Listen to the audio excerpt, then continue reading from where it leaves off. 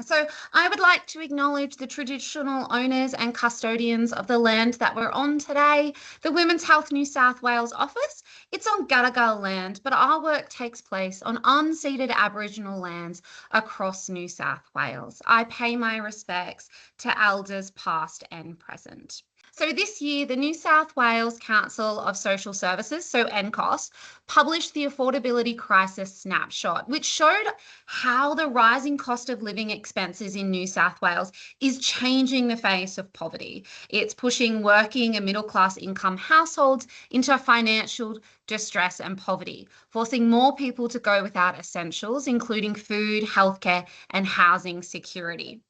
This report confirms what our network of 21 women's health centres and special purpose services have been telling us, that more and more women are accessing our services for support related to financial distress and housing insecurity. And of course, the impact these issues are having on women's physical and mental health and their experiences of violence.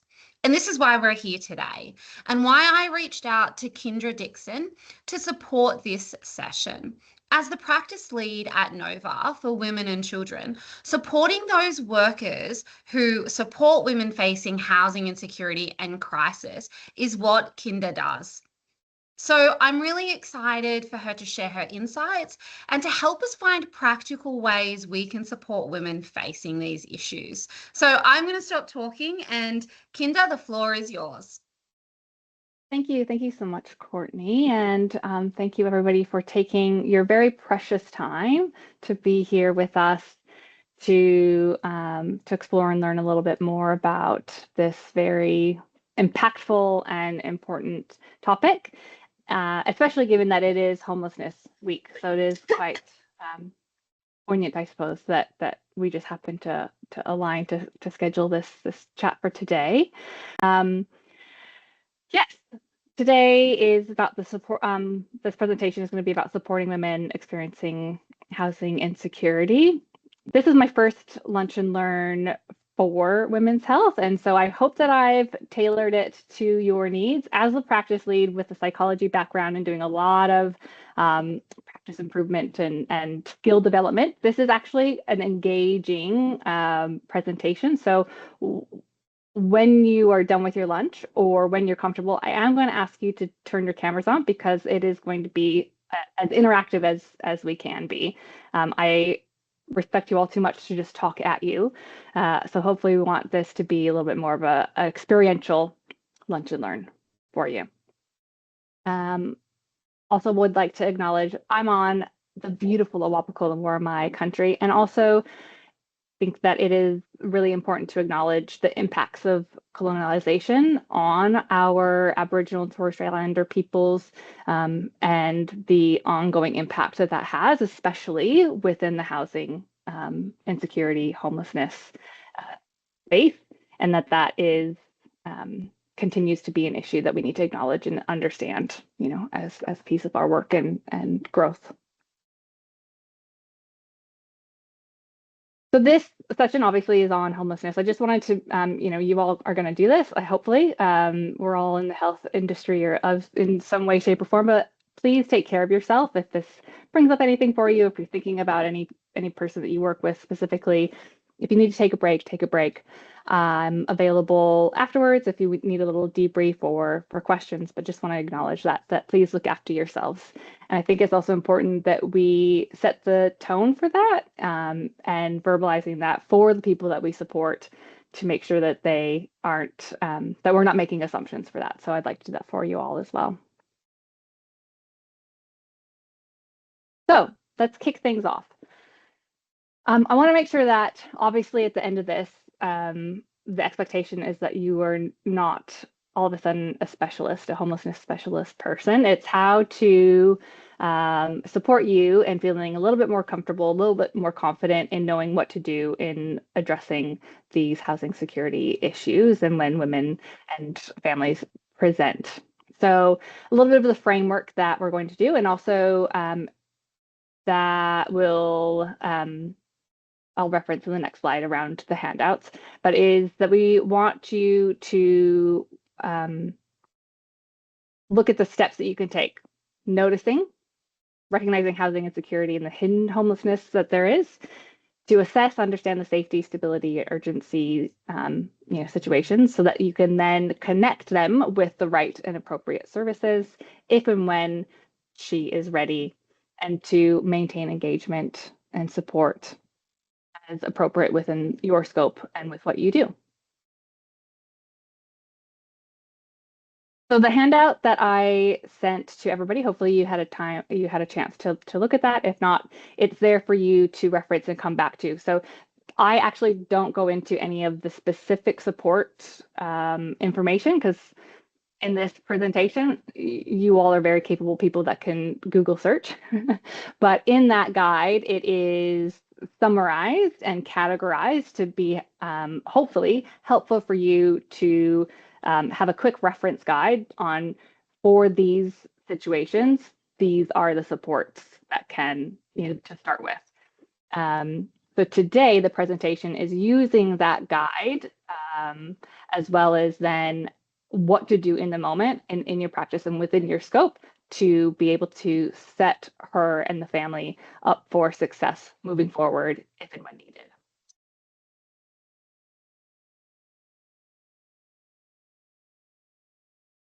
So I don't know about you all, but I love my data. I love my evidence.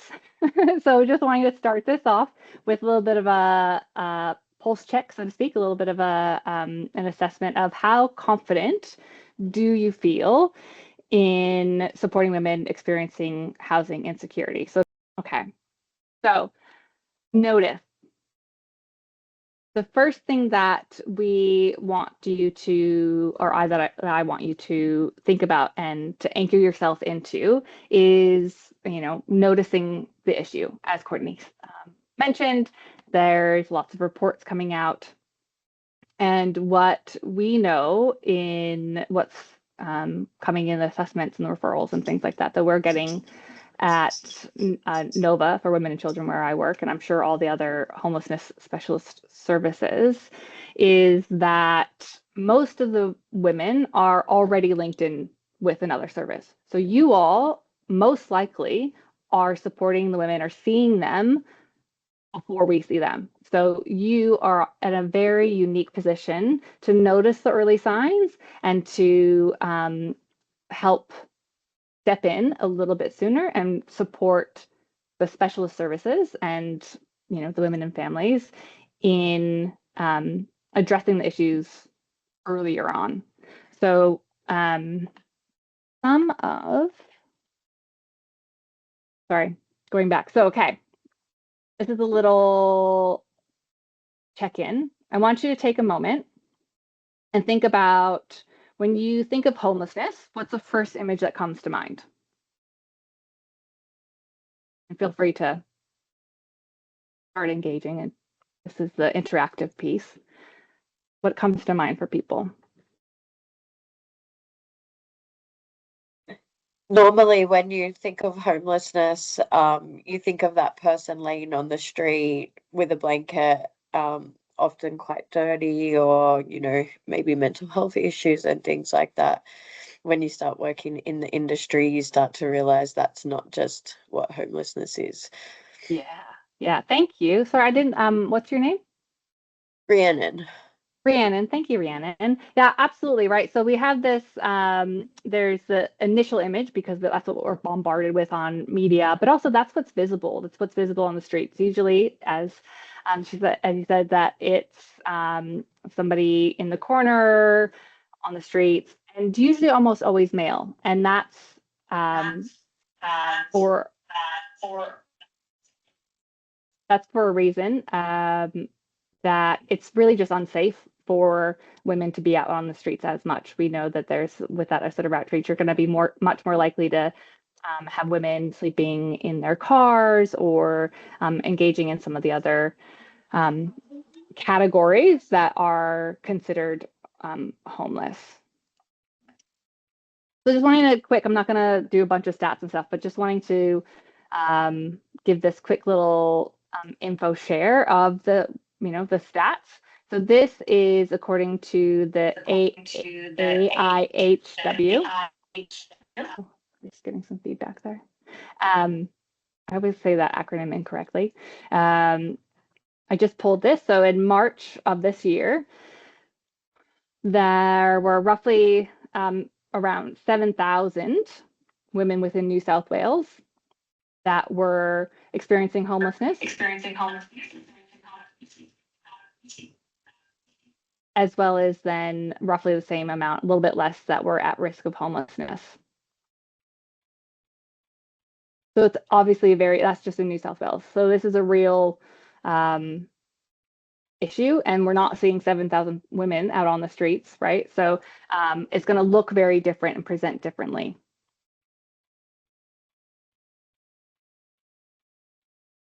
So technically, when we fill in our information about why the referral came and what's classified as homeless is, of course, being on the street, or what we would call rough sleeping if they're in their car, but also couch surfing, staying with friends or family temporarily, living in an overcrowded house, obviously staying in a house, this would be more at risk of homelessness, but in an unsafe relationship in order to have a roof over her head, moving between short-term accommodation.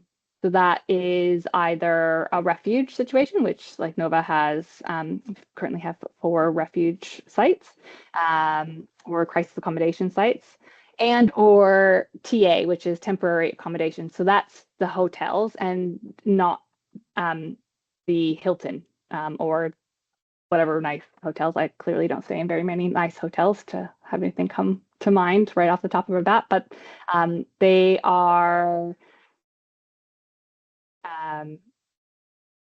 I don't think anywhere anybody would want to be staying the night. So that's what TA is. And living with the significant housing uncertainty, obviously that's the stress with that.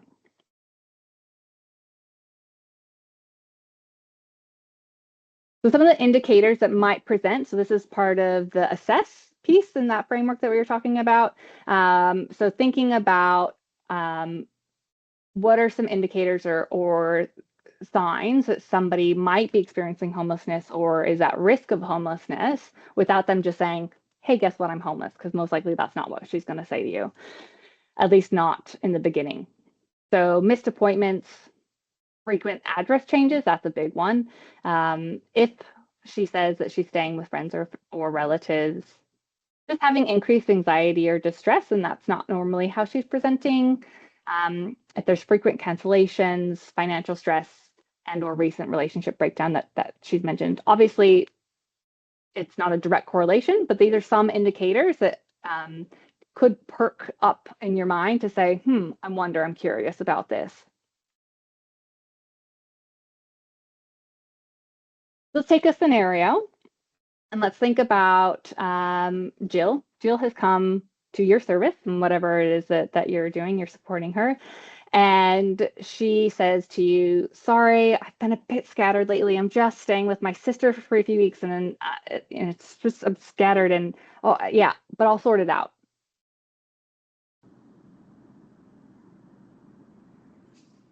So she presents that to you, wondering what stands out for you, what might be happening, and what are some things that you might say to her when she comes up with that.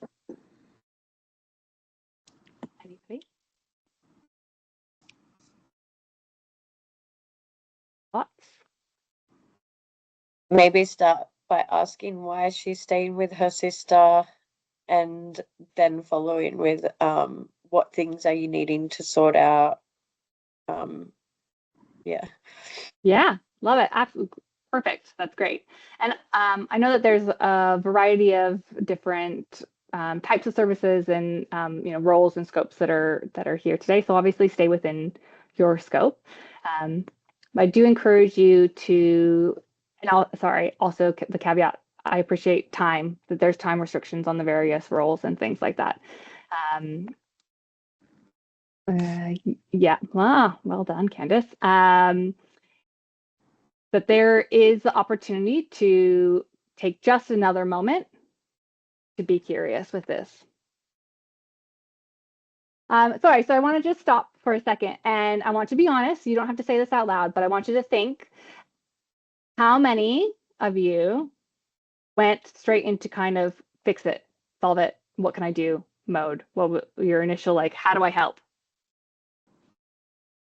I mean, we're in this industry to help, right? So of course we're going to go straight into help it mode. We're going to fix it. We're going to want to help. That being said, what I want to invite you to do is to stop, take a breath, and think about the strengths first before we go into solve it mode, into fix it mode. I want you to think about some strengths. If you've been working with this person for a little while or not, that what are some strengths that you can lead with versus being initially straight into that problem solving and help seeking mode. Any thoughts on strengths that you are seeing or just presenting in that? I mean, I have them on the slide here, but identifying strengths also isn't necessarily something that we, that's a skill, is something we have to practice to think about those strengths. So what are some strengths that you're seeing with the women and families that you're supporting that come to mind? Anybody?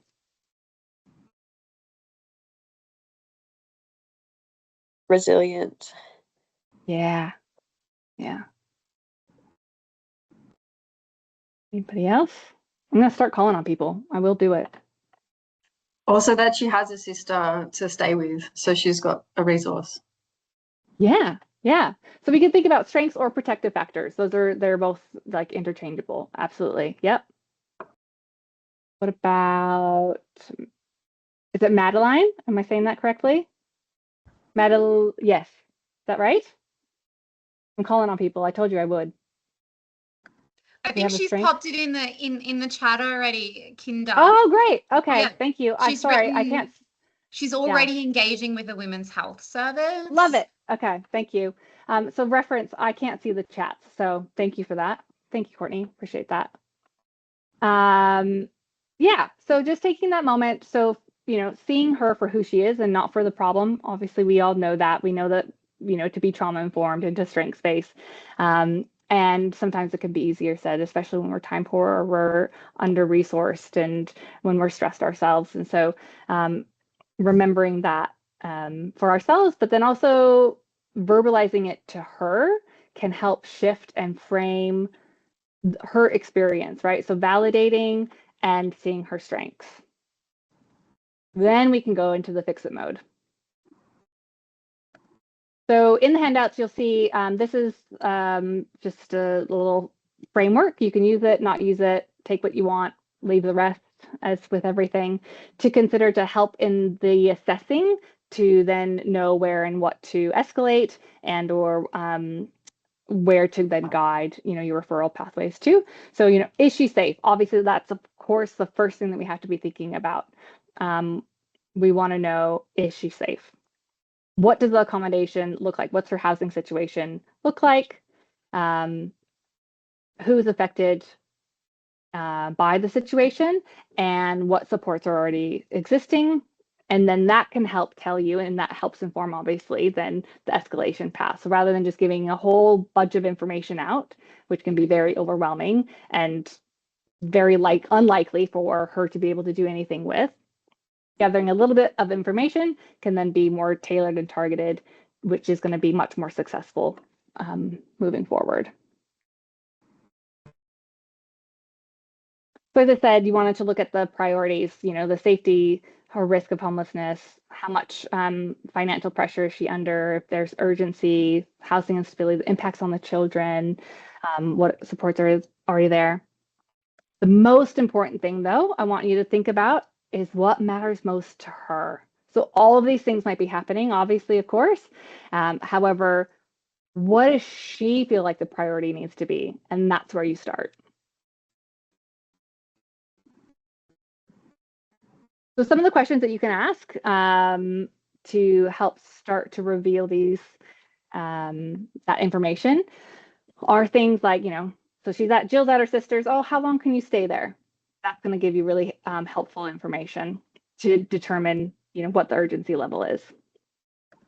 can you tell me a little bit more about it? So she's staying with her sister. Is the sister in a safe space? Is she in a housing, social housing herself? Is there anybody else at the house? Are there unsafe people? What is the situation and like for her?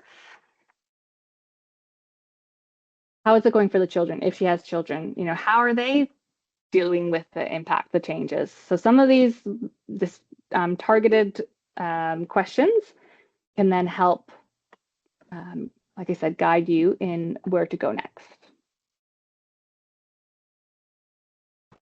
I'm not going to talk too much about the like dealing with children or when children are involved. I think that we've kind of flagged a potential lunch and learn, depending on, I guess, on how today goes, for this to be another topic moving on, because it really is such a big topic. So I'm just this is just one little slide in here. I think that it is important to check that out, though, because of the impact on children can then determine if the urgency and risk needs to be escalated or not, right? So that does need to be checked out. The other little note that I want to mention is that homelessness in it of itself is not a child protection concern. So there has to be additional complexities with the homelessness for child protection to consider it a safety. Like, there has to be safety issues, and homelessness isn't in and of itself a safety matter. I hope that makes sense. Yeah, does that make sense to people? Which I think something that's changed, or I know that I've worked with some people and they were making some ROSH reports only because of homelessness, and that isn't a ROSH issue at the moment, like I said, in and of itself.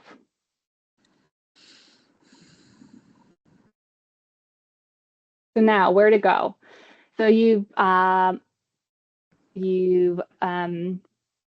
assessed the situation and you've got some information. What do? Well, the outcome and the aim is to not just give a phone number. I mean, that is, if that's all you can do, that's all you can do. Fair enough. However, if and where possible, to make a more successful and tailored referral is going to be, that is the goal. Connection to the right support is going to be much more impactful and useful for your time and her time than just giving her everything.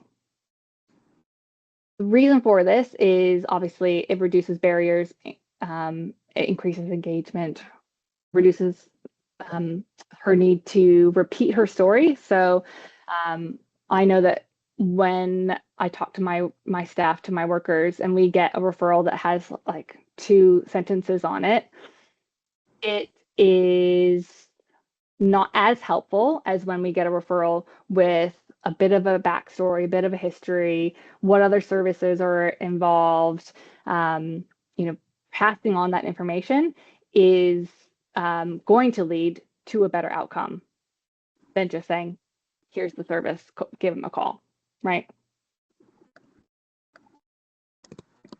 So I'm curious, what, if and when, has held you back in making referrals for women in these situations before?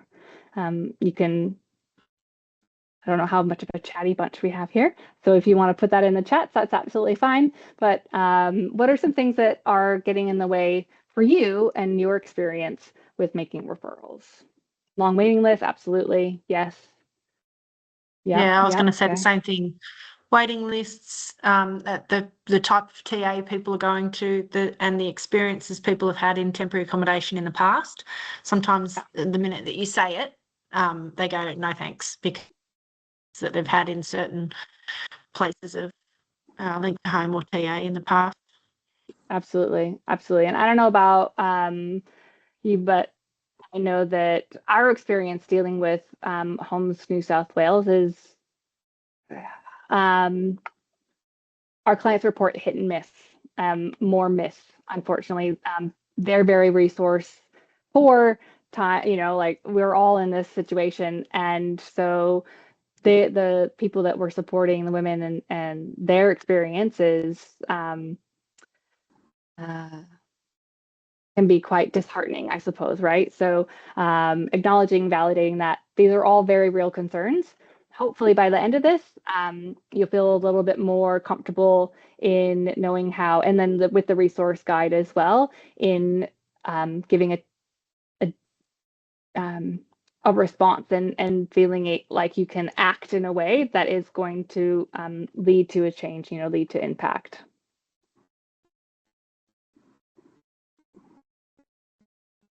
I wasn't sure, Kynda, if Tiffany still had a question. You had your hand up for a little bit, Tiffany. Oh, it was just to add to the list of barriers. One of the biggest barriers I have is people who have pets, like they rely on the pets as therapy or as friendship, I guess. And yeah, there's a very, very limited amount of services that will accept the pets. Yeah, absolutely. We experience that all the time. I didn't add that into the guide, so I'll do a supplementary add-on and I'll send that out to everybody on some things with the recent law changes that has improved some options, but you're right. It is, we have a lot of women that don't come into refuge and they will stay sleeping rough or stay in their situation because they can't bring their cat or dog or parrot or whatever it is. I know that if I couldn't bring my 90-kilo dog with me, I probably wouldn't go. So that is absolutely an issue. Luckily, just so you know, with the core and clusters, so if your area has a core and cluster, that they have to be pet friendly. Just so that's helpful little piece of information that was a part of the program specs, is that with the new core and cluster design, if people are familiar with that all of those service provisions have to be pet friendly. So that's a great thing.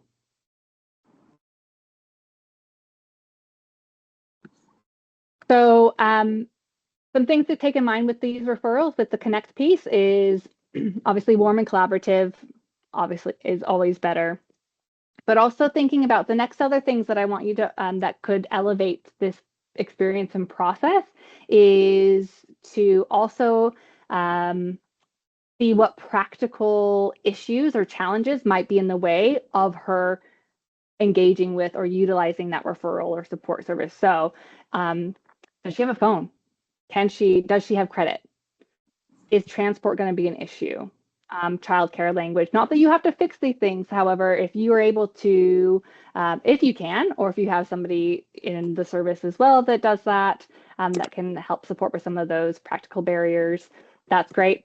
But also usually the SHS service can support with those things. And if we know that needs to be addressed straight away, then it helps us build trust and rapport with her and is going to lead to much more successful outcome than if we don't realize that until 3 weeks down the track and she's about to get closed because we didn't know that she had credit, and so she's not answering the phone, or she's not calling us back or what have you.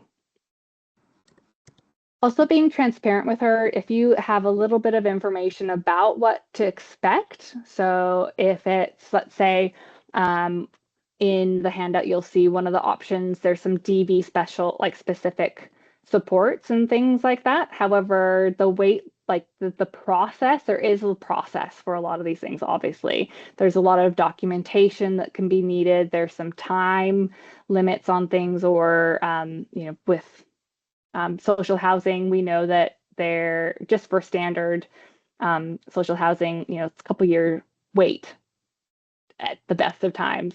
Priority housing is a process, and even when you get on priority, depending on the situation, you still might not get a place for a year or two.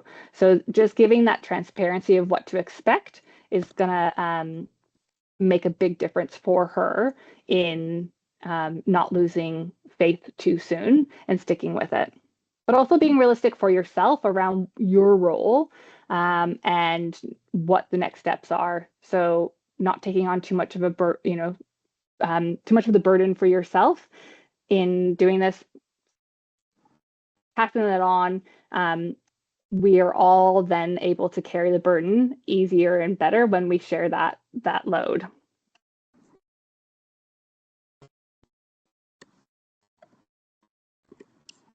So thinking about, you're ready for the referral thing, or you're in the assessment piece and you're talking to her, having a bit of an understanding on what is urgent, what are the red flags that need to have like the same day kind of action versus other things that don't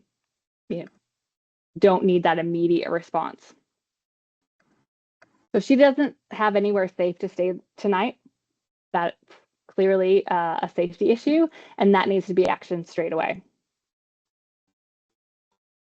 Obviously, same goes with the children. If there's any serious safety concerns in her current accommodation, we would say that that's an escalation piece that needs to be addressed today.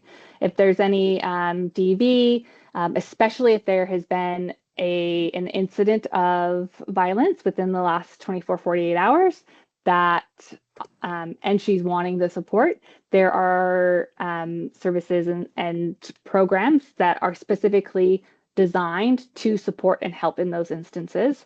So you knowing that and feeling confident that if that has happened and you give her the information referral to call DV New South Wales or something like that, to know that she will get a place to stay that night if that's what she's wanting, hopefully will make you feel more confident and comfortable in asking that question and knowing there's something that you can do about it, or support her in guiding, where to go to get help with it that night. If there's immediate eviction risk or formal notice and deadline, so this is something that we do get often, is that we'll get contacted by somebody that has that, she's at risk of homelessness. However, there isn't a formal notice, or it's maybe 3 months down the track.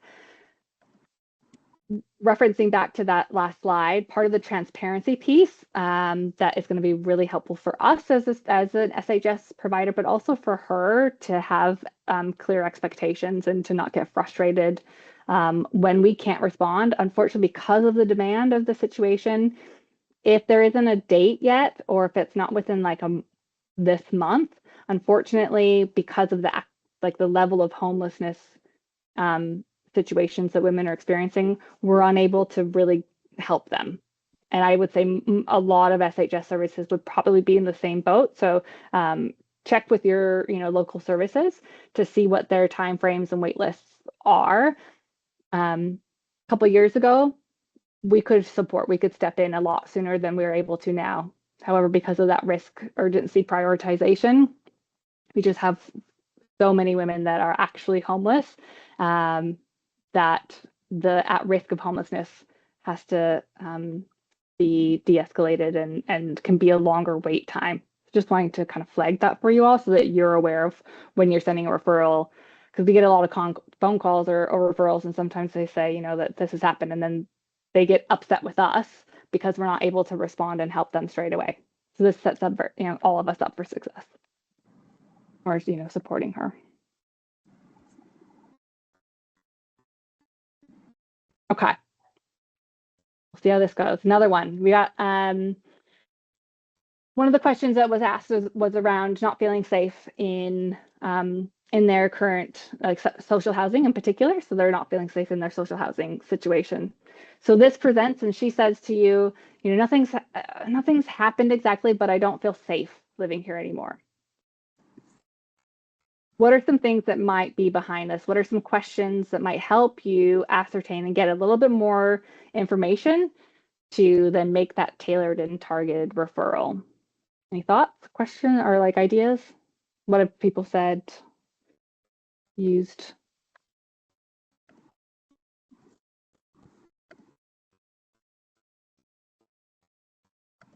Anyone? Bueller? Could be her intuition. Yep, great. Thanks. Yep. Love that. Let's talk about what's been happening. Yes.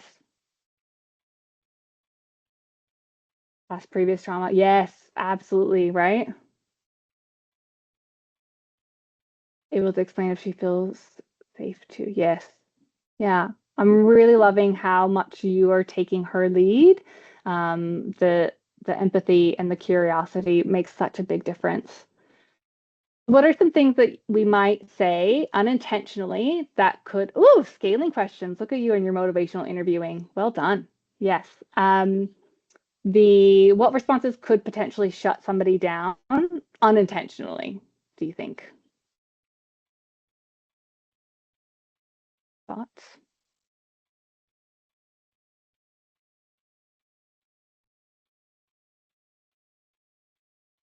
Anyone?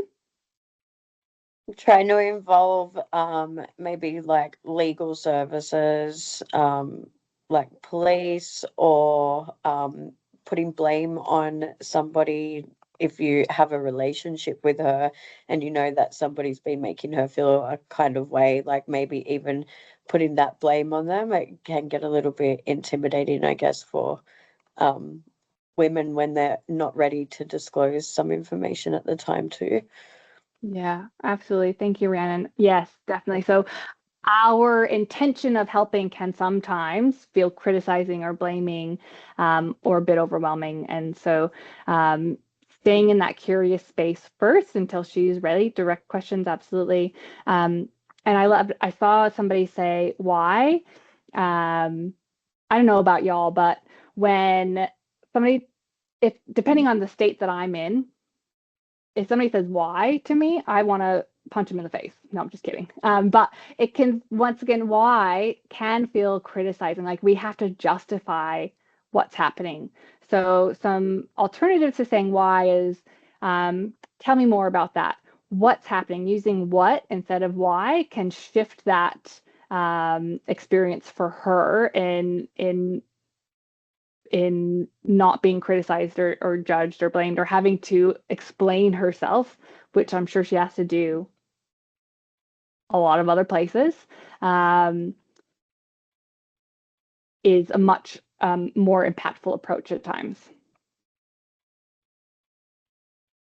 Oops.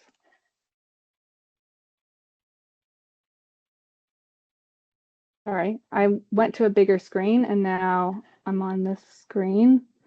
There we go. Okay. So this is just another reinforcing of that you don't have to carry it alone. So thinking about that social housing situation, first explore what feels unsafe, remembering to stop, pause before going into fix-it mode. What's a strength? How do you validate? How do you help support her to feel seen and held and contained? And just taking that moment can have major impacts. So you want to do that, explore what feeling unsafe is about for her, because it could be, is it physical safety, is it past trauma, is it whatever, getting that extra information helps you then decide. Then you can determine the pathways to help support. So some of those include her contacting the housing provider or Homes New South Wales. You can refer her to tenancy advice or advocacy services, or connect with a specialist homelessness service such as mine, or other specialties. In your handout, there's a lot more information about directly, what those services are for you to use. But there is help. That being said, what you can take away and know from right now is that, like anything, the more evidence and documentation that she has, the better. I know for a fact that Homes New South Wales and the housing providers aren't going to do anything without information and without evidence. And even then, it can be an uphill battle. So just, knowing that and preparing yourself and her to advocate for herself and to have things written down, to have police numbers, to call the police, to do things like that, if it's safe to do so, is going to set her up for success in actioning change.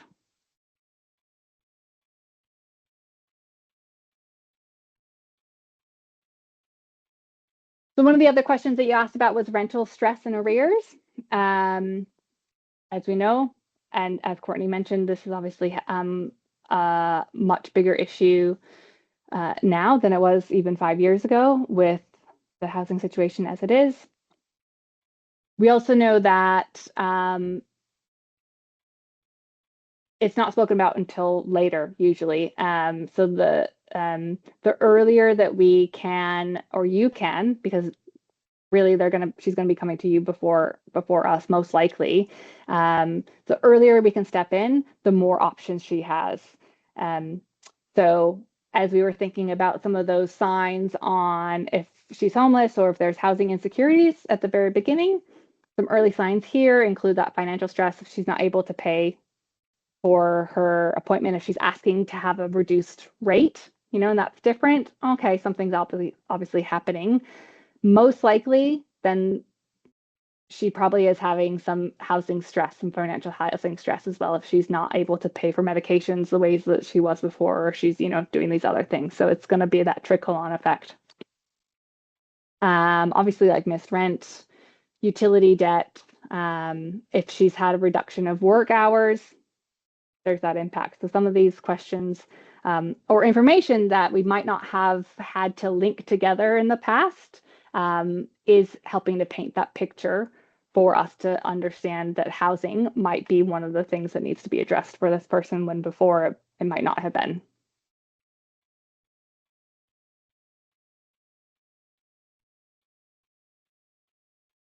For mental stress, there is actually multiple pathways. Once again, all this information is in the handouts for you, but there's things such as financial counseling, national debt helpline, the tenancy advice and advocacy. The website is, I don't know if anybody's looked on there, but there's heaps of information.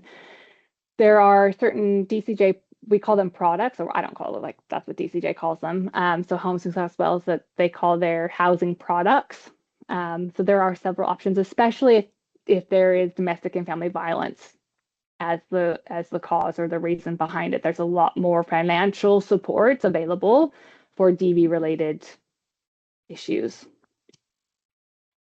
There's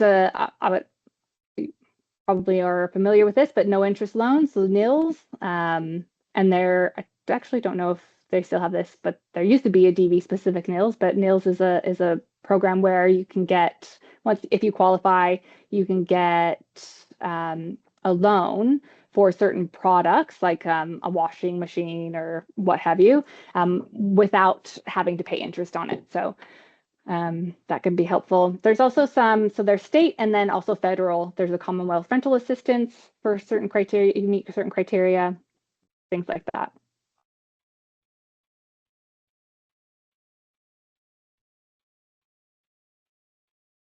So we're almost to the end. We have 10 minutes. I'm doing quite well. I usually am like way over.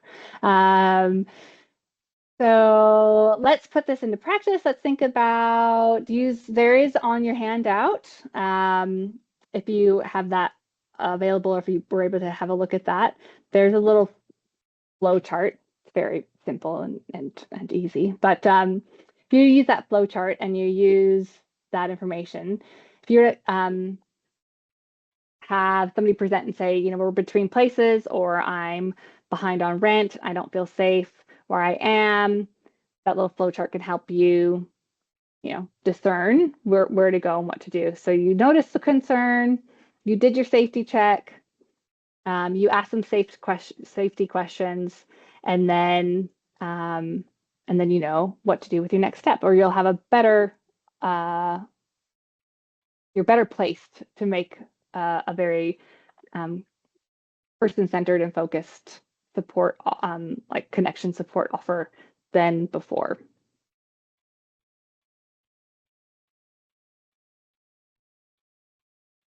So as I mentioned before with the referrals, these are some things that can help make that referral even better for everybody.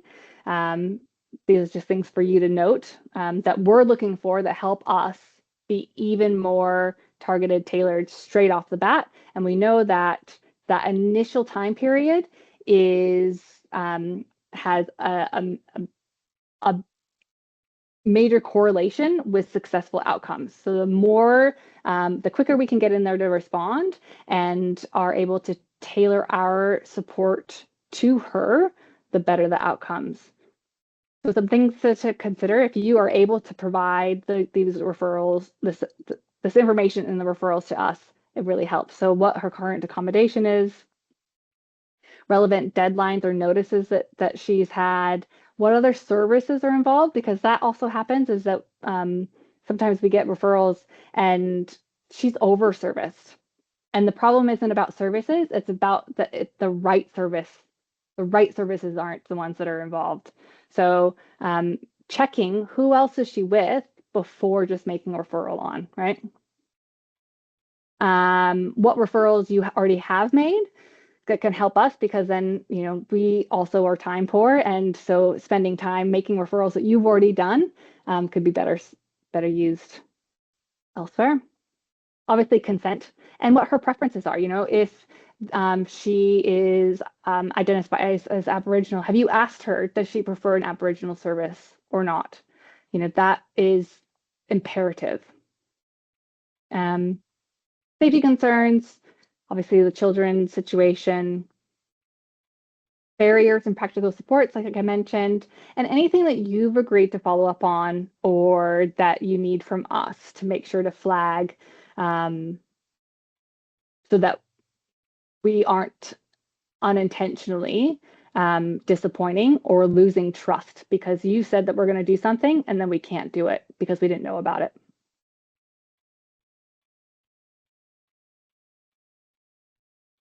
So the takeaways, 4 moves, once again, circling back, notice, assess, connect, support. If and when you can do those things, you are doing an amazing job. And that's going to set all of us up for success moving forward and is going to lead to the likelihood of a better outcome for her, for you, for the service, and for the communities that we serve.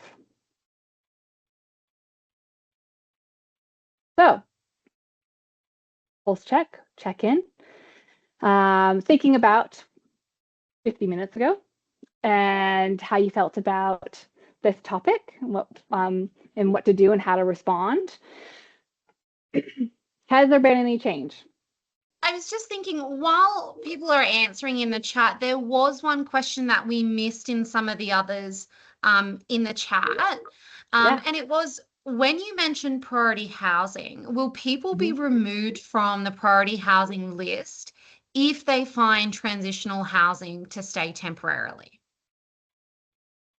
So, great question. Transitional housing, no. There's a difference between transitional housing. So transitional housing is a certain type of housing scenario where it's for a short period of time. So it is usually 12 to 24 months, depending on, there's Housing Plus, but that's different.